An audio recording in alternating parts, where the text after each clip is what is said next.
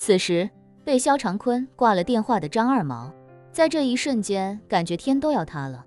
他此刻内心深处万分后悔，后悔自己不该跟萧长坤扯上这种关系。虽说张二毛早知道萧长坤能力一般，水平有限，又酷爱装逼，但想到他是叶晨的老丈人，张二毛也确实一心想要巴结他。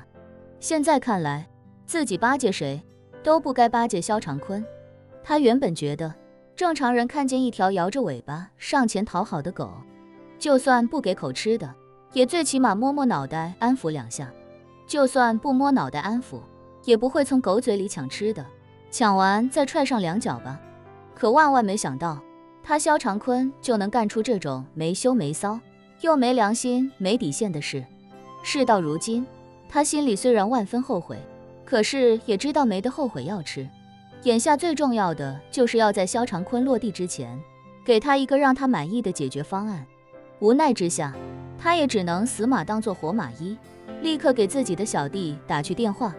电话里，他交代对方找一个面相凶恶点、年纪大一点的人，冒充你哥哥去找那个周良运，就说东西是你偷的，让他必须还回来，否则就报警处理。如果报警还解决不了，那就跟他打官司，到时候让他后果自负。小弟不敢不从，赶紧找了个看起来一脸横肉不像好人的哥们，让他跑到周良运的店里讨说法。而周良运的店里此时此刻已经人满为患，这其中有不少都是知道他赚了大钱过来巴结的同行，当然也有不少闻讯带着藏品找他付费鉴定的藏友。那人一进门便怒不可遏地吼道：老板呢？给我滚出来！周良运看着对方，开口问道：我是老板，你有什么事？那人咬牙切齿地骂道：我弟弟把我爸留给我的东西卖给你了是不是？我告诉你，那东西是他从我爸的遗物里偷走的，你要是不把东西还回来的话，我就报警抓你。周良运笑了，要真是你弟弟偷的，那你应该报警抓你弟弟啊，找我做什么？废话！那人骂道：东西不是他妈你收的吗？你收的是赃物，你知道吗？收赃物是同犯罪，知道吗？周良运笑道：不好意思，是不是赃物不是你说了算的，你要是有点法律意识，就得知道赃物这个性质必须得由执法机关来定性，不然随便谁卖我个东西，紧接着就有人来说它是赃物，要我退回，那我这生意还要不要做了？那人有些心虚，却也强撑着咬牙道：我警告你，不要在这里跟我玩文字游戏，那东西是我的，而且我弟弟卖它的时候并不知道它的真实价值，你以那么低的价格收了他那么贵的东西，这就是涉嫌欺诈，更何况这东西本身就是来路不正，你必须得还给我，不然的话，我让你这店都开不下去。店里一众人纷纷看向周良运，他们不知事情背后的隐情，听对方这么说，也都觉得周良运之所以低价捡大漏，肯定是看出来这东西很好，但却藏着没明说。虽然这样确实没什么毛病，但多多少少有点缺德。笑话！周良运淡然笑道：光天化日朗朗乾坤，你说让我店开不下去，我就开不下去了吗？更何况你弟弟卖东西给我的时候，我已经明确告诉他这东西是北宋的，我也明确告诉他这东西能值上千万，他不听。我甚至还告诉他，如果他不着急的话，可以放在我这里寄卖，我只收10%的中介费，他还是不听。最后我又退一步，提出我出钱入股50%，他留50%，东西卖了之后收益一人一半，他依旧不听，而且就只要30万，人货两清。我这里可是有监控视频的，怎么就涉嫌欺诈了呢？说着，周良运眼看这么多人在场，便开口道：既然都在这里，那我就请大伙儿帮我做个见证，现在就把视频放出来给大伙儿看一看，请大伙儿来评价一下，是不是我欺诈了他那个所谓的弟弟。那凶神恶煞之人听闻此话，心里不免有些打鼓，可这个时候也不敢真打退堂鼓，便梗着脖子冷声道：看什么看？没必要看，东西是你收的，你就给我还回来，30万我一分不少的退你。周良运淡淡道，你不看，我就给大伙看。你要是还继续胡搅蛮缠，我也可以打报警电话，把视频给警察看。说着，他拿出手机，打开早就保存好的视频，当着所有人的面点开播放。昨天傍晚的整个交易过程，一帧不差地呈现在了所有人的面前。其实大家之前也都觉得，周良运30万收了个这么贵的好东西，肯定有点丧良心的勾当，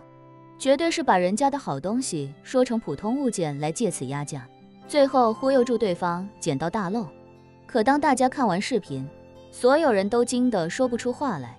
因为视频中的周良运对那个卖铜佛的人完全没有半点隐藏，所有的信息都在第一时间告知了对方，包括这东西的实际年代、实际价值以及类似物品曾经的拍卖成交信息，都一五一十地说了出来。这种毫无隐藏的行为，简直就是古玩行业前所未有的。更让人敬佩的是，即便对方在得知所有信息之后，仍旧愿意30万把东西卖给周良运。可周良运依旧不停地劝着对方，希望对方能够保留更多利益。可是，即便周良运已经掏心掏肺，可对方就是铁了心了要卖，而且自己也说了，就要30万。所以，看到这里，大家也都非常清楚，周良运在整个收购的过程中没有半点毛病。不过，这件事还有一个明显的问题，通过视频可以看得出，那个卖东西的人确实明说了，这东西是偷他父亲的遗物。那也就是说，这东西他确实来路不正。来讨要东西的人与昨晚来卖东西的人一样，都带了非常隐蔽的摄像头。正在悄悄观看现场直播的张二毛也准确地抓住了这个致命漏洞，给那人发来一条信息。那人原本还有些六神无主，看到张二毛发来的信息之后，立刻有了自信，冷声质问周良运道，这下你自己承认东西是我弟弟偷来的了吧？既然是偷来的，那就必须要原路退还，你最好立刻给那个买家打电话，让他赶紧把东西给我送回来，不然的话我报警抓你。周良运对此也不着急，微微一笑，开口道，如卖东西那人所说，这东西确实是他偷来的，而且是偷他刚刚病逝的父亲的。那人立刻说道，我父亲生前就已经立了遗嘱，所有的产品都是我的，所以那东西自然也是我的，我让你给我还回来天经地义。周良运看向对方，笑着说道，首先你说那东西是你父亲留给你的，那么你必须先出示你父亲的遗嘱，而且必须是具备法律效力的遗嘱。要证明遗嘱有法律效力，就必须要公证处出面，最好是遗嘱本身就经过公证，否则就是你口说无凭。你如果口说无凭，那这东西就不是你的，而是你父亲的。鉴于你父亲已经去世了，而你又拿不出具备法律效力的遗嘱，那么这东西你和你弟弟就各有一半继承权。如果你们还有其他的兄弟姐妹，或者你母亲尚且在世的话，那么你们的继承权还要进一步稀释。既然你弟弟也有继承权，那么他卖这个东西给我就没有问题。如果你觉得有问题，你可以向法院起诉他，你的那部分损失，法院会替你向他讨回来。说到这里，周良运淡然道，所以你现在要做的是去法院起诉你的弟弟，私自处理了你父亲留给你们的义务，而不是跑来向我要东西。那人一时间无言以对，张二毛也有些被镇住了，一时间找不到合适的反驳之词。眼看对方犹犹豫豫，迟迟疑疑，不敢说话，手还不停地看手机，周良运便知道对方肯定还在等着那个幕后主使给他出主意。于是他便调侃着问道，请问你是没听明白吗？要不要我再给你解释一遍？张二毛此时双手不停地撕扯着自己的头发，剧痛让他的大脑也清醒了不少。于是他立刻想出一计，给那人发来的信息。那人看过后抬起头来，重新恢复了斗志，咬牙说道，你这本身就是不当得利，如果你不把东西退回来，我首先会报警让警察出面，其次我会向工商部门举报，也会去法院起诉你。周良运点点头，眼神忽然间变得犀利，语气也变得咄咄逼人起来，冷声说道：没问题，要不咱们现在就报警处理吧。我怀疑你并不是那个人的哥哥，既然我这里有视频，那个人的长相也被拍了下来，那么我们就让他把他也找过来核对一下你们两人的身份，看看你们两个人到底是不是亲兄弟。退一步说，如果你们两个确实是亲兄弟，那还要再看一看你们的父亲是否真的刚刚去世。如果你们的父亲还健在的话，那就证明你们两个人都在撒谎。如果你们的父亲已经去世一段时间的话，那也证明你们两个人在撒谎。再退一步说，如果你们俩的父亲确实刚刚去世，那还要进一步核对你父亲生前拥有这件藏品的直接证据。现代科技这么发达，3岁小孩都会用智能手机拍照，你们的父亲又藏有这件藏品几十年，那你们家里至少也要能拿出几张你父亲和这产品的合影吧。就算没有合影，你们也得拿得出来这件藏品曾经出现在你们家里的影像证据吧。如果你们拿不出任何影像资料来证明这东西和你父亲共同出现过，或者在你们家里出现过，那也证明你们是在撒谎。说到这里，周良运语气提高几分，带着几分呵斥的冷冷道：如果你们确实是在撒谎，那我有理由怀疑你们从一开始的动机就是为了骗我。因为我收这东西的时候，它本身就有一层人工做旧，正常谁会在一件北宋古董上反向做旧，让它看起来像明代的东西？所以我有理由猜测，你们一定以为这东西不是什么好东西，拿过来就是想从我这里骗走几十万。只是你们没想到，这东西你们本身就看走眼了。既然这件事情在本地已经引发了大家的关注，那我不妨也请电视台媒体介入一下，一起来溯源这件事情背后究竟是怎么回事，到底是谁居心叵测，又到底是谁在背后遥控一切，最终还得查出来这东西究竟出自谁手，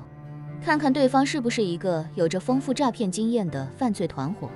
周良运这番话一出，那人已经吓得色惨白，冷汗直流，浑身发抖了。而在暗中监视一切的张二毛也吓得魂飞魄散。他没想到周良运的逻辑思维竟然如此缜密，直接就开始解剖整件事的致命 bug， 想证明这东西真的是偷来的。那今天来要东西的就必须得是自己那个小弟的亲哥，而现在来的这个人和自己那个小弟并没有任何血缘关系。更操蛋的是，自己那个小弟根本就没有同父同母的亲哥，他上面只有2个姐姐。更操蛋的是，自己那个小弟的爹还活着。所以一旦这件事真的报警，把警察介入进来，警察只要调一调自己那小弟的户籍资料，就能看得出自己的小弟昨晚卖东西的时候说的全都是谎话。当然，自己还有一个破釜沉舟的办法，那就是让小弟直接承认这东西是自己从陌生人家里偷来的，然后再找一个和小弟没有任何关系的人去冒充失主。可是这样一来，自己那个小弟就完蛋了，因为他犯的是盗窃罪，而且涉案金额极其巨大。更何况即便是这样，也未必就能把东西要回来，因为无论自己找谁去冒充那铜佛的主人，像周良运刚才说的，至少得能拿得出一些影像资料来证明这东西确实是他的。那是谁去跟警察说这东西是他丢的，他都得拿得出照片和视频来说明一切。这就像你去派出所报案说自己孩子丢了，说张三的孩子就是你的，可你却连一张你和这孩子的照片都拿不出来，这怎么可能站得住脚？要是这样折腾下去，真把警察牵扯进来的话，非但东西要不回来，自己那小弟也得接受调查，要么是涉嫌盗窃，要么就是涉嫌诈骗，无论哪个都是要坐牢的。那小弟怎么可能愿意？况且那小弟虽说归自己管，但他归根结底是洪五爷的人。如果自己要把洪五爷的人弄进监狱，先不说这小弟自己同不同意，